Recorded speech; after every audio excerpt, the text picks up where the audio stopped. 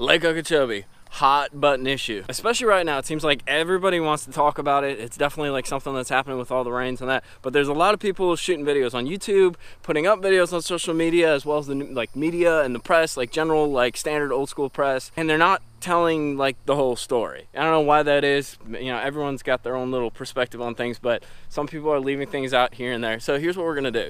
I'm gonna give you my personal perspective on the story, because the problem goes back like a lot longer than like 3 weeks ago, which is probably the most important part, and I think why people are leaving stuff out, because they're selectively telling a story. First off, no matter what, always be critical of people, especially when they're telling you stuff and they're like, oh, I'm honest, I'm honest. Be critical of me, because you guys aren't stupid. Everyone has a bias, everyone has an agenda. I have an agenda. I want to see more grass in Lake Okeechobee. I want to see less grass management in Lake Okeechobee. I want to see lower water levels, and personally, I'd like to see a drawdown and maybe even some scraping. So I think that'll make the fishing better. I'm biased for the freshwater fishing on Lake Okeechobee.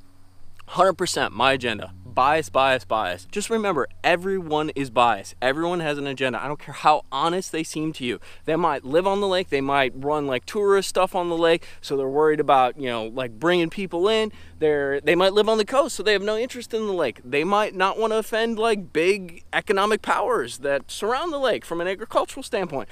All kinds of reasons people have bias. So remember, anything that you listen to, be critical. Don't take it at face value. Don't listen to what I'm telling you at face value. That's the stupidest thing you could ever do. Analyze, make decisions on your own based upon being critical, being analytical, and getting a wide range of facts. With that being said, I'm going to tell you what the long story that I think this kind of arrived from, really break down to you where I think the problem came from, because you can't solve a problem unless you actually go into where it came from, how it arose, and the policies and procedures and approaches that caused where we're at. I don't know how old you guys are, but if you guys are like old as I am, you'll remember these things called micro machines. They're like these little mini cars. And basically there was this guy who always did the toy commercials, and he could talk like 4,000 miles an hour. So what I'm gonna do in the next like hopefully less than 15 minutes is try to talk extremely fast, but capture all the concepts and a fairly large amount of nuance to describe how we got to where we are. When I first got to South Florida, 2009, 2010, 2011, Okeechobee was fishing the best it's fished in years. Absolutely insane. Huge bags, consistent fishing, fish all over the lake.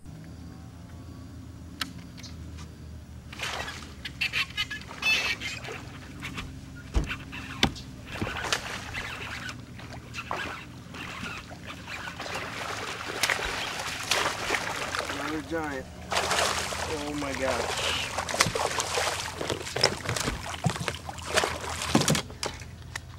Oh my gosh, look at that.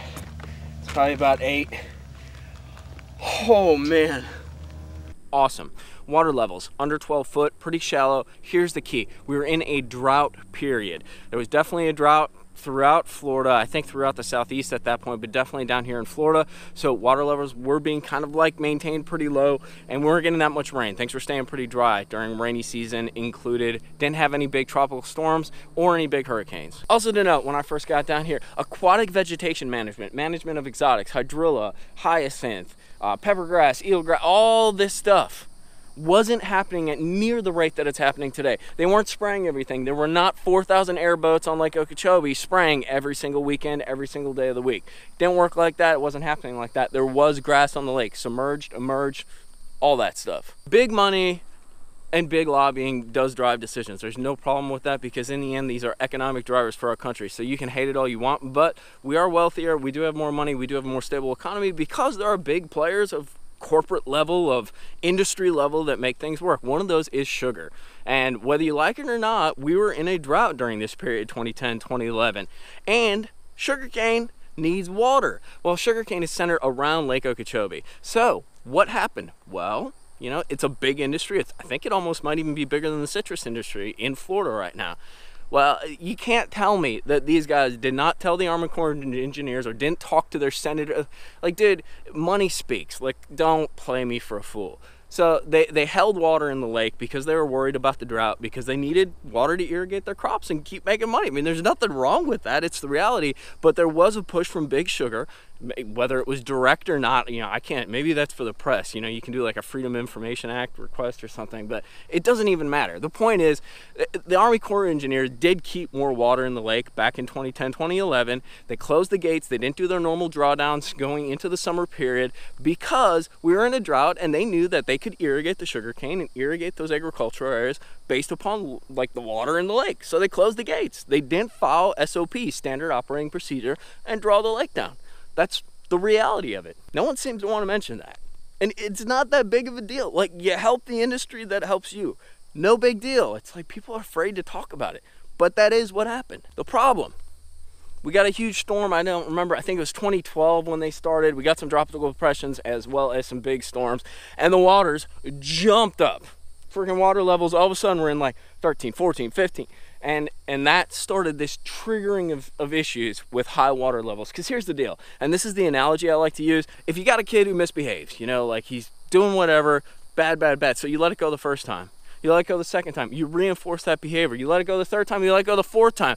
Well, you know, the first and second time you might have been able to do something about it, but the fourth time, after it's been going on and going on, you can't go ahead and just make this little change and correct the behavior. The same thing is with the lake. There's so much water in there. Once you screw up big, like once or twice, you can't go back and fix it. And that's what happened here. During that drought period, they closed the gates. They didn't draw down.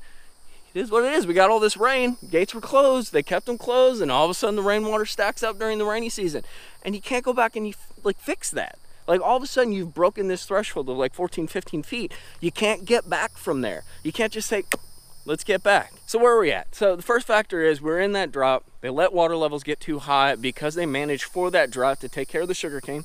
No big deal. Like, everyone thinks it's such a taboo. Like, it is what it is. The water levels started getting high. So what does that actually cause? And this is the most important thing. With water levels high, it's going to break down grass or vegetation lines. Lake Okeechobee has these giant, long, like cattail, nice, round reed lines, Kissimmee grass lines, all this vegetation that sticks way out into the main lake. It's almost like a Great Lake, but it's got grass running all the way out into it. When the water gets high, that vegetation that's meant for 2, 3, maybe even 4 feet of water can't survive anymore because all of a sudden now it's in 5, 6, 7 feet of water. So what you have happening is these grass lines break down. They literally like get ripped out, and they start dying down, decaying, and just, it actually smells really bad too. These grass lines start breaking down, and they start creating sediment.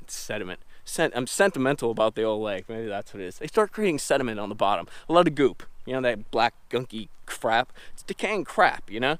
So all that stuff starts happening, and they're managing these water levels for higher water levels because they screwed up back in 2012, 2013, and they kind of let it go. So all of a sudden these high water levels are causing all this vegetation to die. So we're getting all this sediment buildup. There's 2 consequences from sediment buildup.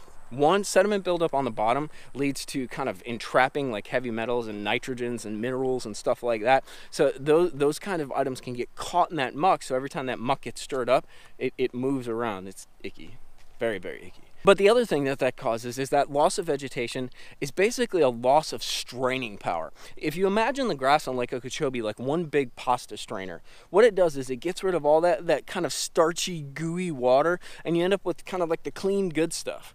And so when you get rid of those grass lines, especially the ones that are out towards the main lake, you're basically hurting or reducing the natural filtering system that Lake Okeechobee provides for all, you know, the Everglades waterways. Now we're starting to get somewhere. We're starting to talk about acts, consequences, things that are happening.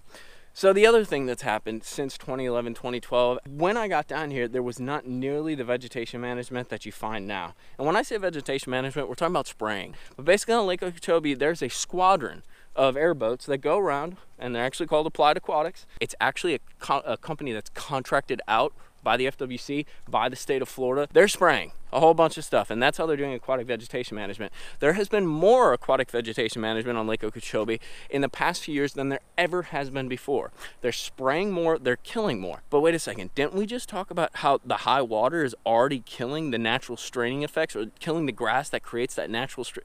We did. In this period of high water, you have vegetation dying back naturally and creating all this extra sediment at the bottom, which is part of the problem where you're getting all this pollution on the coast. You're also reducing the natural straining effects of that grass. You're screwing up the fishing because all that gunk and that goo on the bottom also creates a bunch of dirty water floating around in the middle of Lake Okeechobee. And you're also spraying even more vegetation, which is the natural strainer for the lake, and creating more sediment and gunk on the bottom. Are you starting to see kind of how the problems, it's not just one thing, but it's all these things kind of clashing together at the same time to be like, hey, we're screwing up this lake. And mismanagement, all these little kind of like oopsies, oopsies, oopsies start adding up, and we get one big oopsies, which is kind of where we find ourselves now. So back to the point about vegetation and vegetation management. I don't know about you, but my experience with government is basically if you have a budget, you always want to get that same budget. I've talked to people who work for the state and things along those lines. You never go under your budget. Why is that? Because they'll take away money. Like, oh, you don't need that much in your budget this year? Oh, well, let's take it away. So as a government entity, as a government chunk, you never want to undersend your budget, because if you do, you lose money. Once again, if you're from the media or something, you could easily do a public records request and investigate this stuff, because I think it's kind of interesting, but I'd rather go fishing. I guess I don't care enough. Funny.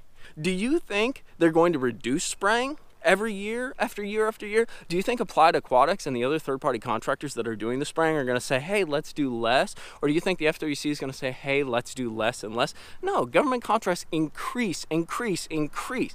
That's how things work. You never go under your budget. You always use the chemical that you have. You use it enough so that, like, oh, we need more, we need more, we need to spray more. Like, that's the way things work. That's what people do. That's the way bureaucracy works. It's like, oh, well, we used all of it up. We're going to need more next year, even if they don't. So what does that actually mean? I can tell you firsthand that they're not always spraying exotics, as they say, and they're not always spraying stuff that has to deal with navigation. That's not true, and that is a lie. That indicates to me that they're spraying when they don't need to spray, because they need to use those chemicals and that because they don't want to not use it, because there's no incentive for them not to use it. If they use all those chemicals to spray to destroy the natural straining aspect of Lake Okeechobee, they can increase their budget for the next year and they can spray more, they can make more money. That's fine. I mean, it's fine from a growth standpoint, but it's not fine from an ecological practicing standpoint. But that's what's happening. I mean, come on, dude. We've seen it in many other government entities. Like, you give them an open window, dude, and they're gonna knock down a door in there. They're spraying more and more and more because they're not incentivized not to. Like, it doesn't make any sense for them not to spray. It doesn't make any sense for them to reduce or restrict what they're doing. Except maybe there might be the message being gotten that this kind of behavior and this kind of management leads to the situation we're in now, where you have coastal waters being destroyed, where you have ecological, basically, disasters on the east and west coast of Florida. And Lake Okeechobee is dying. They've been doing water discharges from Lake Okeechobee for years, years upon years. Yet you didn't hear this kind of guttural issue back in 2010, 2011, 2012, 2008, before that. Like, why was that? There were years when the lake was kind of natural grass, not sprayed all to hell, and it was doing some of that straining on its own. It didn't have all the sediment building up on the bottom, but those days are done. Like, you can't go back to that. After you mismanage, it's hard to turn back the clocks. All right, finally, I've done a bunch of kind of attribution. Where did these issues come from? Where did they arise? Whose fault is it? There's a lot of blame to be distributed. I mean, there's a lot of situations where people didn't mean to do wrong, but the way things kind of evolved, it sort of dynamically occurred. Now, there were some bad decisions made, in my opinion, but that's the way life works. You go through, you don't know the best way to do things, you do it the best way you think you can, and that's where you end up. And there was definitely mismanagement. There's definitely some bad decisions made. I'll give you this analogy. I cut my own hair. Woo! So the one thing that I've learned from cutting my own hair that I try to apply to all of my life is when I cut my hair, if I think I did it just kind of okay, decent, like, oh, that looks pretty okay, it could be a little bit, stop. Why do I do that? Because every time after I've continued to cut my hair and try to do it perfect, I screw it up. Because I can't do perfect. Life doesn't do perfect. There is no perfect. And the more you try to get to perfect, the more you screw other stuff up. And government's a perfect example of that. The more they try to do or try to attempt or try to fix, the more they're going to screw stuff up. I have a basic starting stepping stone solution. Very freaking simple. Reduce spraying. Super simple. Reduce the freaking amount of spray. Like, that's it. Like, it's that simple. But the only way you can do that, and the way to have that vegetation kind of form that strainer that we talked about, is if you do like a massive drop in the lake level.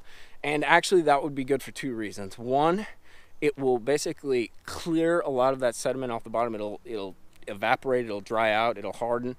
It'll also, if you draw that lake down to say, I mean, I think you'd have to draw it down to like 8 foot, 7 foot, which would be kind of crazy, and you got to put that water somewhere.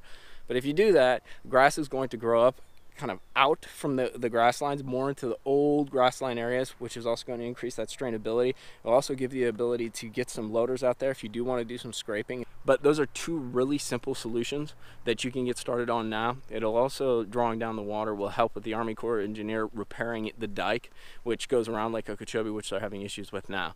People will suffer for a while. Fishing will kind of be tough because there'll be a lot of low water. It'll probably hurt the tourism a little bit around here for a bit. You actually, if you know the lake and you can get out there, you can go freaking whack them, because low water means a lot of fish stuck in one area. But in the end, that's gonna be a viable, easy way, easy solution to start. You know, it doesn't require some big like industrial project. It doesn't require a bunch of extra tax dollars. It's just some simple acts that they can do to sort of catalyze the process of making the lake better and getting back to where we need to be. Just my ideas, just my suggestions. I'm sure you disagree with me or have your own opinions or are critical, which is awesome, of things that I've had to say in the video. Share your ideas, you know, make this a discourse, put your comments below. And if, you know, you really want to do something, the people to talk to or contact your state representative, you know, whoever your senator is in Florida, things like that. So let me know what you think. Let me know where I screwed up, what I missed out on. I'm sure I missed out on some details. Guys, no matter what your perspectives on Lake Okeechobee, always support real fishing, always support good ecology and good decisions on the water, both for people and for the waters that we fish. Guys, we got to take care of the resources that we have, because they're not infinite, they're finite. They do not last if you do not take care of them. Doesn't mean you can't make mistakes, because we're people. It's life, you know, you can make mistakes happen. But the reality is, you know, we can't let bureaucracy or let other people make too many choices, especially when their past sort of record has been not making the best choices for both the lake, the ecology, the anglers, and the people who enjoy the lake, as well as the coastal waters.